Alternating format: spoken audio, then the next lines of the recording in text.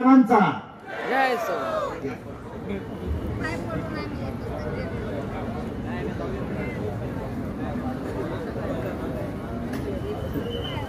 Patient आता बरा झालेला आहे. डॉक्टरांनी सगळी तपासणी केली आणि ओके झालेली आहे.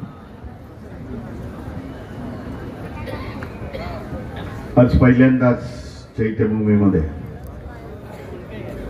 जवळजवळ 100 डॉक्टर आहेत. 100 डॉक्टर भैयासाहेबांच्या इथे बसलेले आहेत. काही 50 आहेत.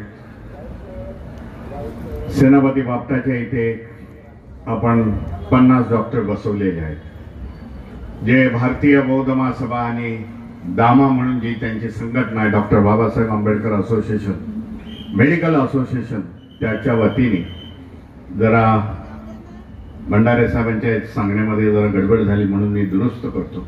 कोणाला अशी चक्कर आली असे, अनेक पेशंटांना चक्कर आली अनुयायांना, त्यांना तिथल्या तिथे त्यांनी उपचार केले. सगळे केमचे, नायरचे, सायन्सचे सगळे डॉक्टर आहेत. शिवाजी पार्क मैदानामध्ये बसलेले देखील आपले डॉक्टर बंधू आहेत. ते जे हॉस्पिटलचे 50 डॉक्टर तिथे बसले. ती कमी होती, ह्या वर्षी आपण भरून काढलेली. महाकरुणी तथागत भगवान गौतम बुद्ध, विश्वरत्न बोधिसत्व संविधानकार डॉक्टर बाबासाहेब आंबेडकर, बहुजनांचे सर्व महापुरुषांना विनम्र अभिवादन करून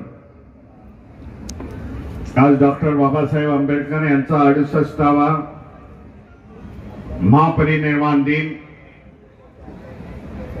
आणि ह्या दिनाला विनम्र अभिवादन करून बाबासाहेबांना ज्या चैत्यभूमीच्या प्रांगणामध्ये बाबासाहेबांना अभिवादन करण्यासाठी लाखोच्या संख्येने आज लोक येत आहेत.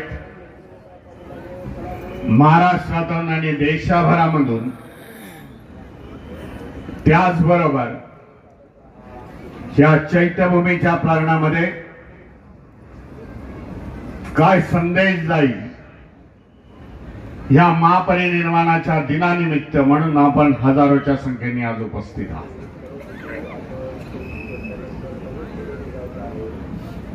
बाबासाहेबांनी आपल्याला जे जे दिलेलं आहे,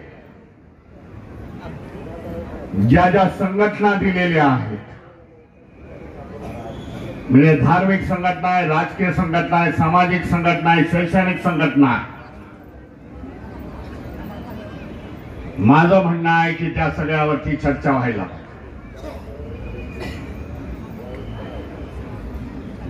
त्या सगळ्यावरती प्रकाश टाकण्याचा प्रयत्न व्हायला पाहिजे.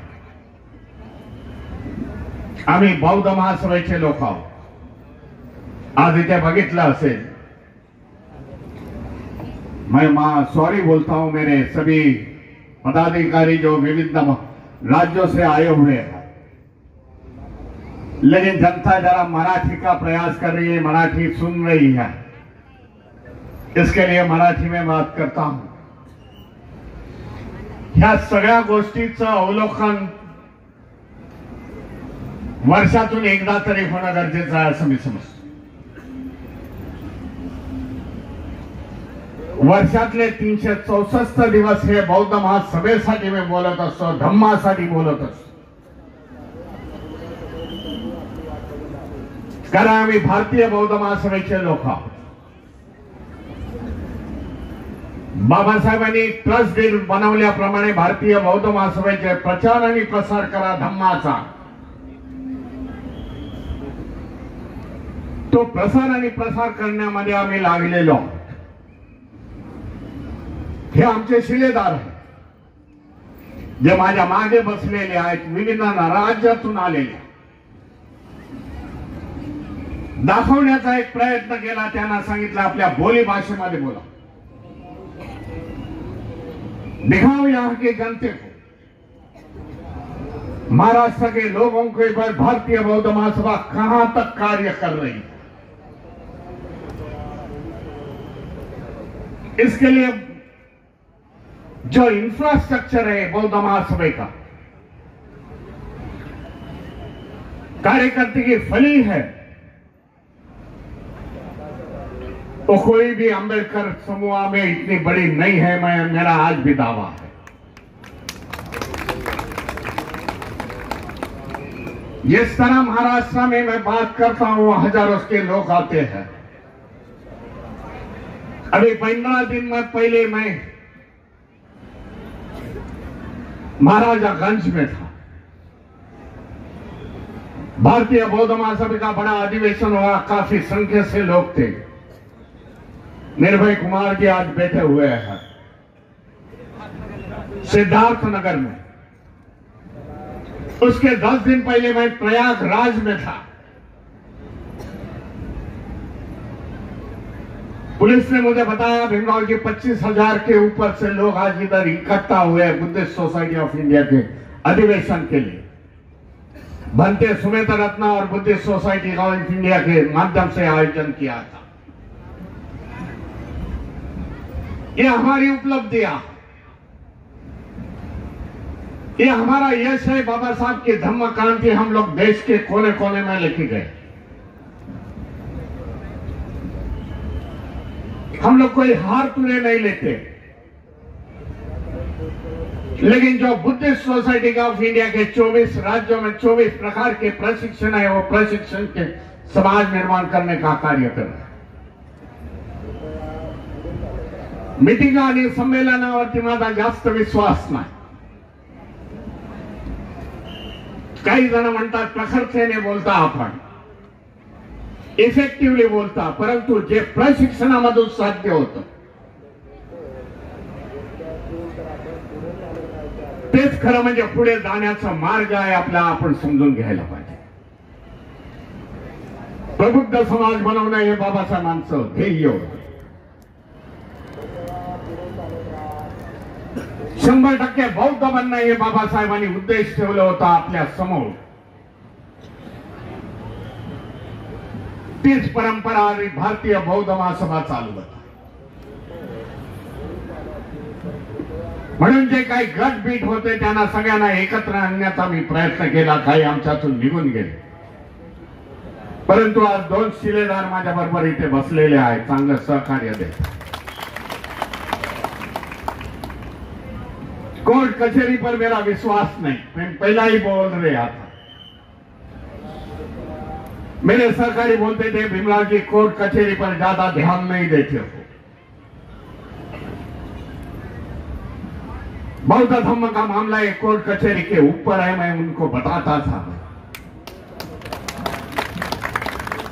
जनता ज्याला कौल देईल तो आज देशात, आज या भारतीय बौद्ध महासभेचा अध्यक्ष असेल। समाज घेऊन पुढे जायचं आहे, धम्म घेऊन पुढे जायचं आहे, बाबासाहेबांचे विचार घेऊन आम्हाला पुढे जायचं आहे। कोर्ट कचेऱ्या ठरवणार नाही, तर येथील जनता ठरवेल, देशामधली जनता ठरवेल। वर्षाचे 78 वर्षाचे आहेत, तरी पण अजून जोश पूर्ण आहे, उत्साह। मीराताई आंबेडकरांबरोबर बरेच वर्ष त्यांनी काम केलेलं, जज्बा आहे, लढेंगे। म्हणून त्यांना सांगितलं कोर्ट कचेरी लढा, मी जनतेचे संवाद साधतो आणि धम्माचा प्रचार करतो।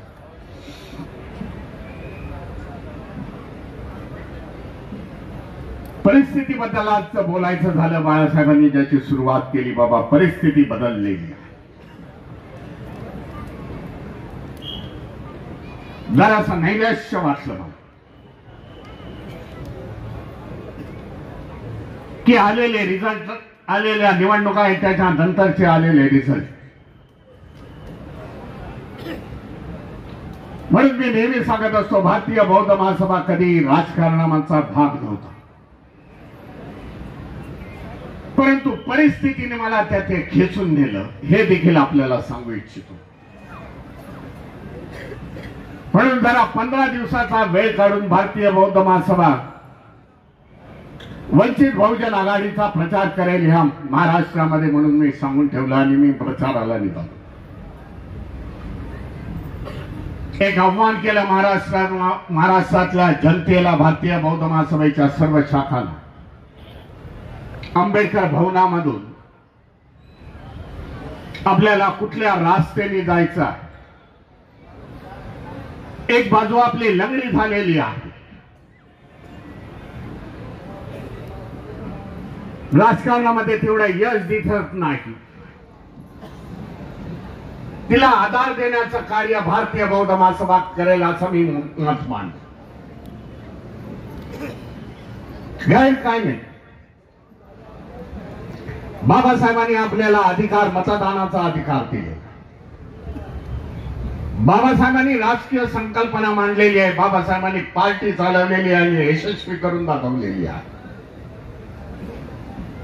मातृ संघटना आहे या समाजाची, बौद्धांची मातृ संघटना. आणि मातृ संघटनेचं नेहमी काम असतं की जो पडलेला आहे, जो दबलेला आहे, ज्या संघटना बाबासाहेबांच्या विचाराने चाललेल्या आहेत त्यांना आधार देण्याचं कार्य केलेलं आहे. म्हणून मला तरी याच्यामध्ये काही गैर वाटत नाही. इलेक्शन संपले, पुन्हा एकदा धम्माच्या ट्रॅक वरती मी आलो आणि धम्माचे कार्यक्रम सुरू केले.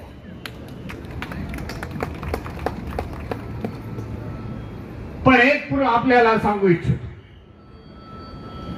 इतिहासामध्ये जातो. डॉक्टर बाबासाहेब आंबेडकरांनी आपल्याला धर्मांतर केलं तो इतिहास सगळ्यांना माहिती. हे देखील माहिती आहे की बाबासाहेब आंबेडकर आपल्यामधून लवकर महापरिनिर्वाण बाबासाहेबांचं झालेलं आहे. काही गोष्टी अधुऱ्या राहिलेल्या, परंतु त्यावेळच्या रिपब्लिकन पार्टीच्या नेत्यांनी लक्षात घेतलं. एका बाजूला भारतीय बौद्ध महासभा म्हणजे भैयासाहेब आंबेडकर अध्यक्ष, दुसऱ्या बाजूला दादासाहेब गायकवाडांनी त्यांचा संपूर्ण त्यांच्या बरोबर असलेली रिपब्लिकन पक्षाचे त्या काळचे तत्कालीन नेते. आज पण ते सगळं वाचल्यानंतर अभिमान वाटतो की रिपब्लिकन पक्षाचे त्यावेळेचे नेते किती दिग्गज नेते होते की ज्यांनी बाबासाहेबांची राजकीय ताकद या देशामध्ये फडकवली.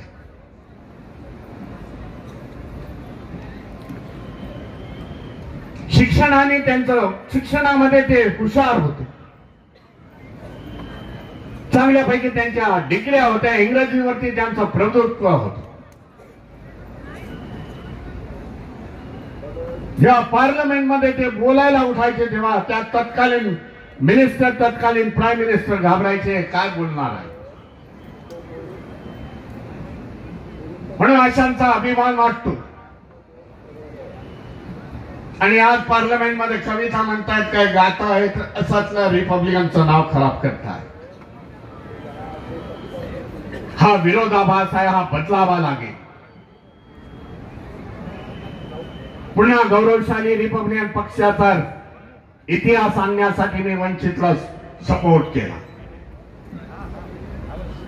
वंचितच्या माध्यमातून जर उमेदवार निवडून आले असते तरी हा महाराष्ट्राचं चित्र बदललं असतं. महाराष्ट्रामध्ये आमच्याशिवाय सत्ता होणार नाही हे मी त्यावेळेला सांगितलं. दुर्दैवाने तसं झालं नाही. परंतु हे माझं स्टेटमेंट मी हवेमध्ये केलं नव्हतं.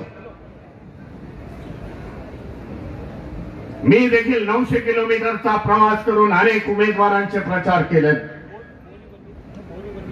एस के भंडारे माझ्या बरोबर होते. परिस्थिती खूप चांगली होती महाराष्ट्रामध्ये. वंचित शिवाय उमेदवार, वंचित शिवाय सरकार बसणार नाही या प्रस्थापित वर्तमानवाले हे सांगत होते. परंतु रिझल्ट उलटे आले. ज्या सीट आम्ही जिंकण्यासाठी आम्ही बोलत होते ह्या आमच्या 10 सीट निवडून येणार, त्यांची आकडेवारी बघितली तर 20-22 हजारामध्ये ते लुडकलेले दिसले उमेदवार. काल बरेचसे उमेदवार मला इथे चैत्यभूमीमध्ये भेटून गेले वंचितचे, आणि त्यांनी सगळे हे कथन मला सांगितलं की दबाव गटात एकेकाला 5-5 हजार रुपये देण्यात आले. आपल्या समाजातली काही मतं फुटली भीमरावची. ईव्हीएमचा मोठा घोटाळा झालेला.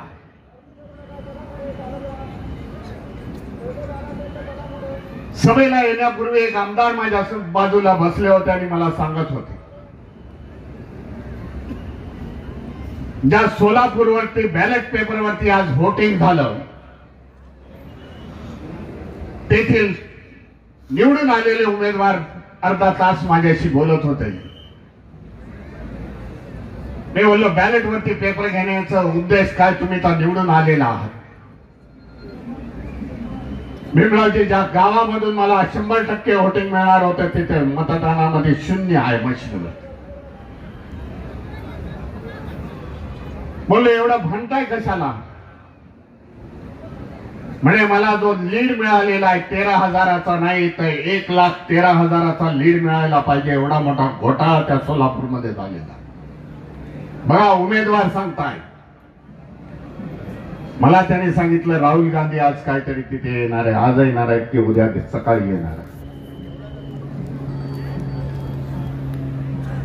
लोकशाही धोक्यात कशी आली ती ह्याच्यामुळे धोक्यामध्ये आली.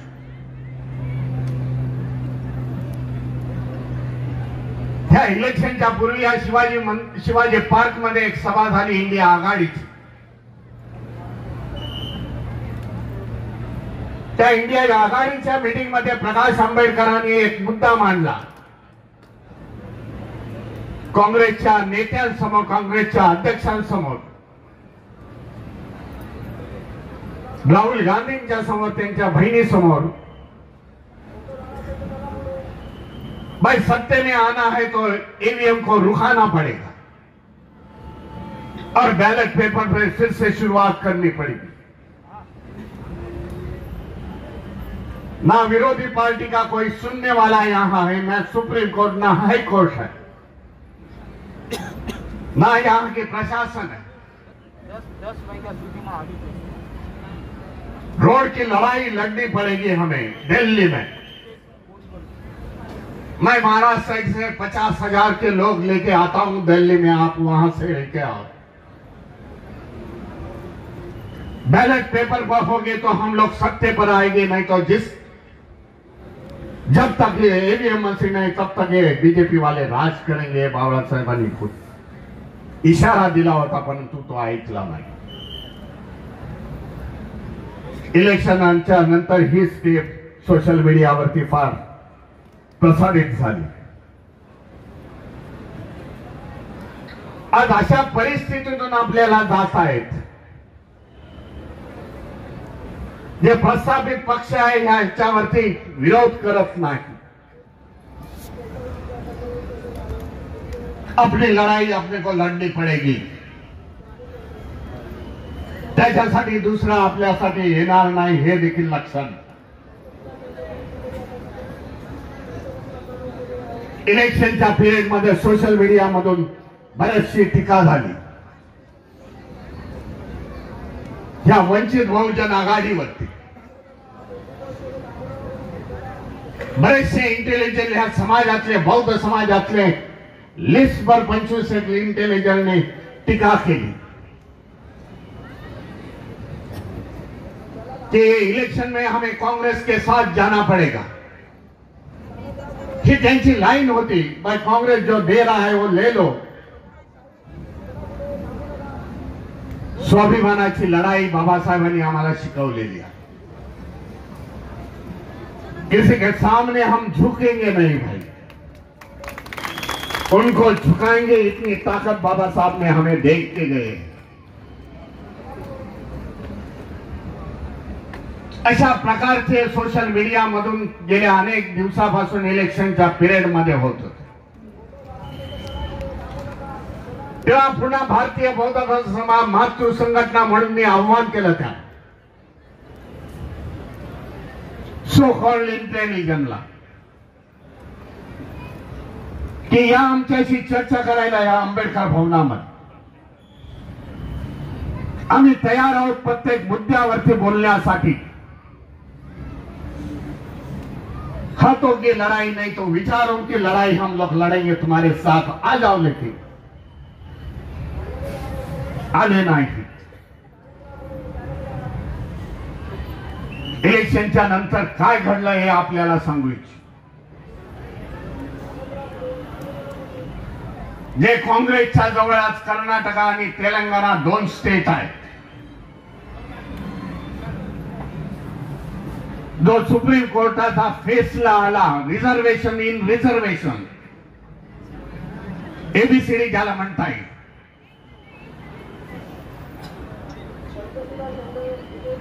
तो पहिल्यांदा इम्प्लिमेंटेशन त्यांनी कर्नाटकामध्ये आणि तेलंगणामध्ये केला हे देखील आपण जाणून घ्या. त्या सो कॉल्ड इंटेलिजंट वाल्यांना मी सांगू इच्छितो बाबा, जा त्या काँग्रेसचा निषेध करा, परंतु हे काँग्रेसच्या विचाराचे गुलाम आहेत असं मी समजतो.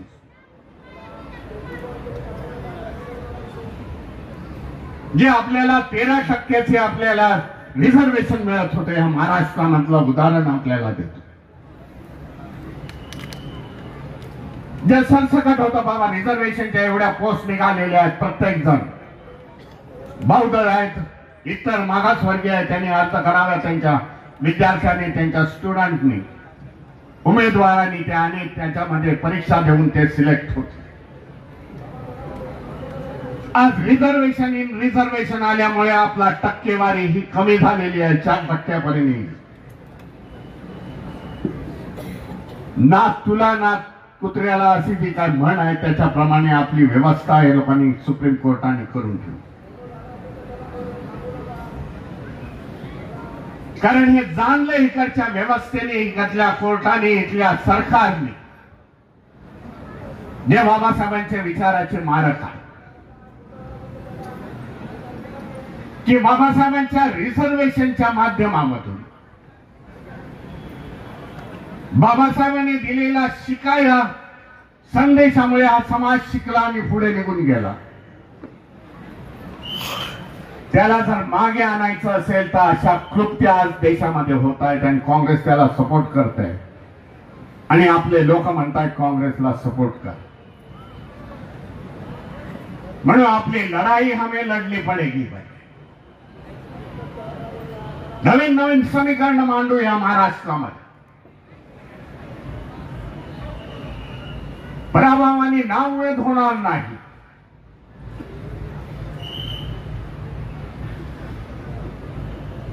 कारण प्रत्येक स्टेजवरती आम्हाला लढाई आणि संघर्ष आमच्या जीवनातला पुरलेला आहे. पुढे येणाऱ्या ज्या चुनौत्या असतील, इलेक्शनच्या असतील, धम्माच्या मधले असतील, अडथळे असतील, ते पार करण्याची ताकद आम्हाला बाबासाहेबांनी दिलेली आहे. आज अँटी कन्वर्जन लॉ है. मी उत्तर प्रदेश मध्ये जातो, गुजरात मधले, गुजरात से कोई आया नहीं, रावलिया जी है हमारे गुजरात से.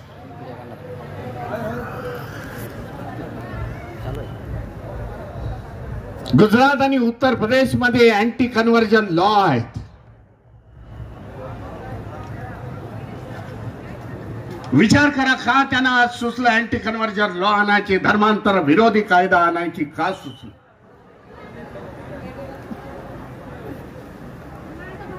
जर देशामध्ये आज धर्मांतर कोणाचं होत असेल ते वंचित समाज, शेड्यूल कास्ट समाज जो धर्मांतरित झाला नाही तो बौद्ध धर्मामध्ये येतोय, त्याच्यासाठी त्यांना धोका निर्माण झालेला.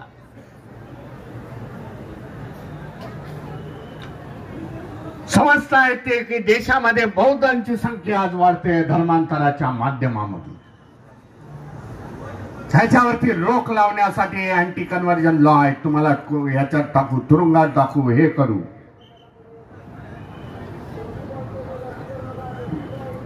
ह्या सगळ्या गोष्टी ओळखून घ्याव्या लागतील.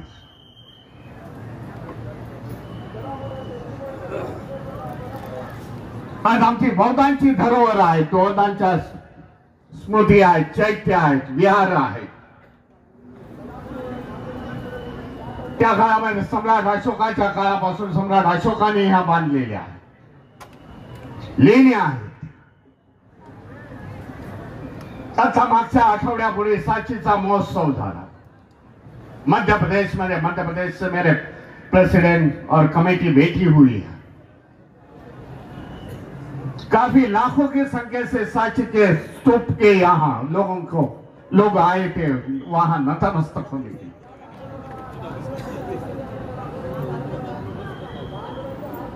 अशा सगळ्या धरोहरामध्ये आपण जायला पाहिजे. आपण जागृत झालेलो आहोत हे समाजाला दाखवायला पाहिजे, व्यवस्थेला दाखवायला पाहिजे, येथील सरकारला दाखवायला पाहिजे की याचे हक्कदार आज निर्माण झालेले आहेत.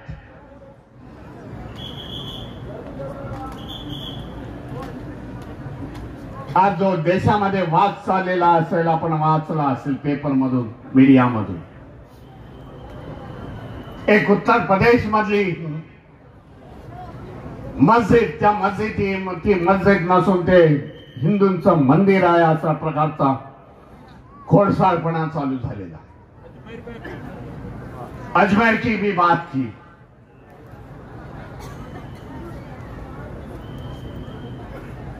उद्या ते मुस्लिमांना म्हणताय, उद्या येऊन ते बौद्धांना म्हणतील.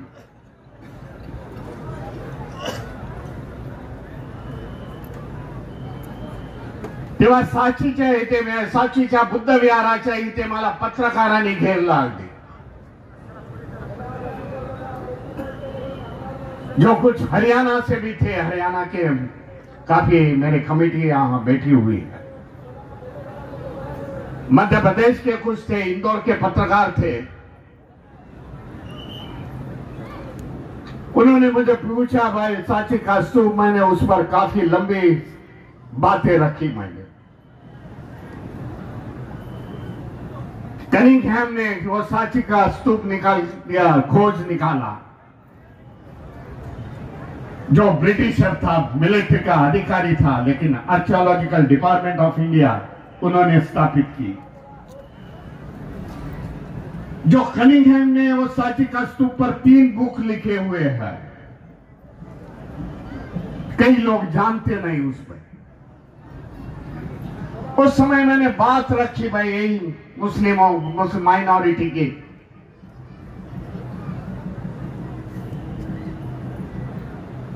कि उसके नीचे हिंदू का मंदिर है, मस्जिद के नीचे.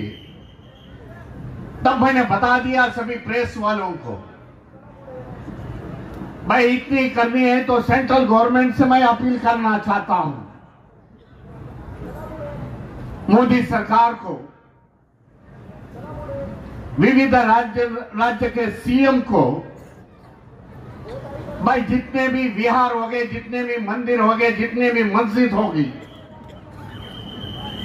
उसकी एक कमेटी डिक्लेयर करो, गठित कर दो सभी धर्म के जाति के लोगों की, और जांच होने दो. फिर पता चला कि बौद्धों की कितने विहार है आज मंदिर में कन्वर्ट किए.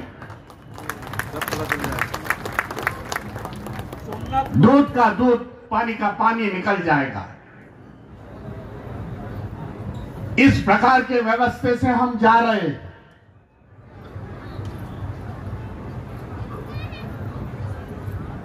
हमें बहुत होशियारी से आगे जाना पड़ेगा. एक बाजू में भगवान गौतम बुद्ध का धम्म लेके जाएंगे. मुझे बहुत प्रसन्नता मिलती है. मैं उत्तर प्रदेश में जब मंच पर ऐसा खड़ा रहता हूं तो जब मेरे साथ कुशवा समाज, सैनी समाज, मौर्य समाज के लोग बैठे हुए रहते हैं और अपनी बात बोलते हैं कि हम बौद्ध है, ओरिजिनल बौद्ध है, हम लोग बौद्ध धर्म की दीक्षा लेंगे और बौद्ध धर्म इस देश में चलाएंगे. ऐसा वातावरण महाराष्ट्र में नहीं है, लेकिन महाराष्ट्र में हम लोग काफी संख्या से है. जो भाई हमारे महाराष्ट्र में हमारे साथ आए ने, हम उसको भी अपील करना चाहते हैं भाई बौद्धांच्या याच्यामध्ये या, बाबासाहेबांच्या धर्मक्रांतीमध्ये या. जो पाखंडवाद और अंधश्रद्धा को बाजू में डालता है, साइंटिफिक बुद्ध धम्म देता है. आम्ही पुढे येण्याचं कारणच एक आहोत. 60 वर्षाचा समाज, 60 वर्षापूर्वी असलेला समाज, त्याची सुरुवात शून्यापासून सुरू झाली. एवढ्या प्रखरतेने एवढ्या पुढे येणार नाही त्याच्यासाठी बुद्ध आहे, बाबासाहेबांचे विचार आहे, महापुरुषाचे विचार आहे, जे आपण आत्मसात केले म्हणून आपण आज पुढे झालेलो आहे. हा संदेश देण्याचा प्रयत्न आपण महाराष्ट्रामध्ये करायला.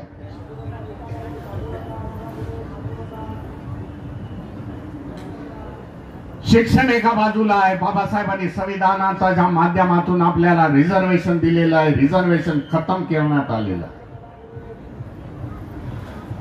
5 वर्षाचा आज मोठा काळ आहे. 24 ते 29 चा काळ आहे आणि ह्याच्यामध्ये हे लोक रिझर्वेशन खतम करतील, आपण त्याला विरोध करू.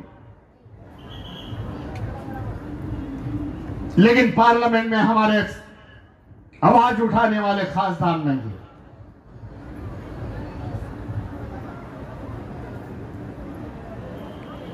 लेकिन विरोध तो करना पड़ेगा. इस सभी जो घटनाएं हमारे सामने आई उसको विरोध करना पड़ेगा. जो बाबा साहब ने हमें दिया होगा उसको सुरक्षित रखने का हमारा पहला काम है, ऐसा मैं समझता हूं. जो भी लोग आज महाराष्ट्र में यहां वहां हो गए, बौद्धांच्या बाबतीमध्ये बोलतोय, त्यांचं देखील प्रबोधन होणं गरजेचं आहे. एक पॉझिटिव्ह विचार घेऊन आपण इथे जायला पाहिजे. वंचित बहुजन आघाडीचे जे उमेदवार आज महाराष्ट्रामध्ये होते ते बौद्ध समाजाचे होते, त्याचबरोबर आज धनगर होत्या, मराठा समाजाचे संख्येने होते, लिंगायत समाज होता, चर्मकार समाजाचे, गंगाखेडचे उमेदवार चर्मकार समाजाचे होते. जब मैंने मीटिंग ली तब बोल रहे भीमराव जी मार्जिन कितना देगा, इतना ही मेरे पास अभी बाकी बचा हुआ है, बाकी तो कुछ नहीं. रिजल्ट आले 22,000 की 24,000. म्हणून या सगळ्यांसाठी ही भारतीय लोकशाही टिकवणे हे आंबेडकरवाद्यांसाठी सर्वात मोठं योगदान असेल मला वाटतं. आणि ती लोकशाही टिकवण्याचा आपण आज शपथ घेऊया, निर्णय घेऊया. हीच खरी म्हणजे बाबासाहेबांना आदरांजली आणि श्रद्धांजली होईल. मी आपल्या सगळ्यांचे धन्यवाद देतो. महाराष्ट्राच्या कानाकोपऱ्यामधून, देशाभरामधून आपण बाबासाहेबांना अभिवादन करण्यासाठी आलेला आहात. एक बुलंद ताकद आपण दाखवून दिलेली आहे या चैत्यभूमीमध्ये, देशाच्या अनेक कानाकोपऱ्यामध्ये.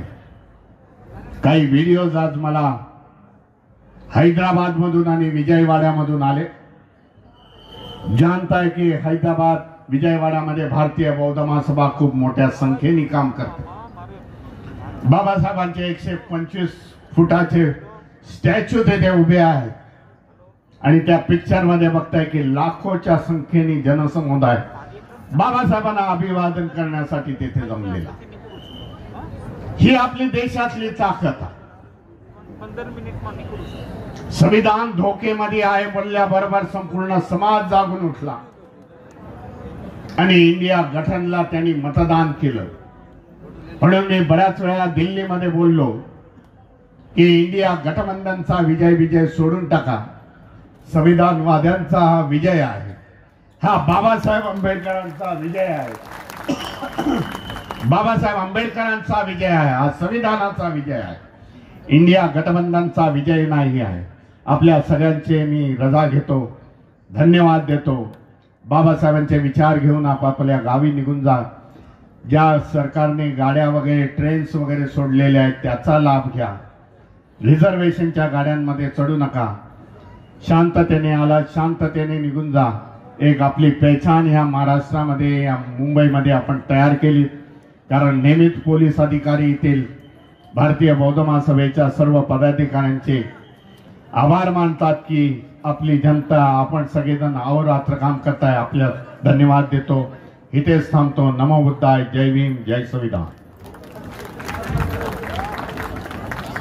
धन्यवाद भीमराव साहेब.